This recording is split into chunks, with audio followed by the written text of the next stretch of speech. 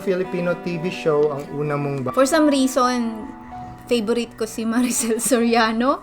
Of si course. Doña Delilah. Doña Delilah. So, yun yung is Chicks to Chicks. This is before. So, ito yung... I think it's about poor. Oo. Tapos meron siyang comedic twist. Oo.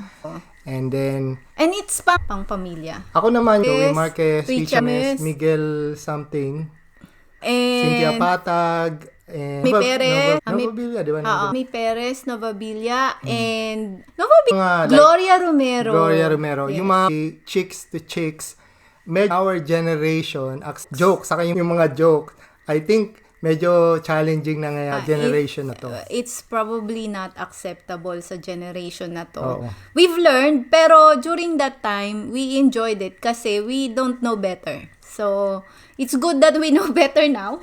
Oo, magandang improvement yun. So, iba pang shows na probably nasa yung variety shows.